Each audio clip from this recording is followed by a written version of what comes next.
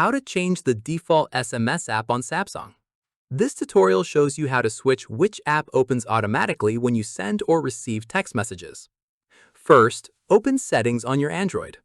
After that, tap on Apps from the list. Let me show you. From there, wait for the screen to load up. At this point, tap on Default Apps at the very top. In the next step, tap on SMS app from the list of default options. Following this, a list of installed messaging apps will appear on your screen. Once done, tap on the app you want to set as your default SMS app. From here, the change applies immediately, and all future texts will open using this app.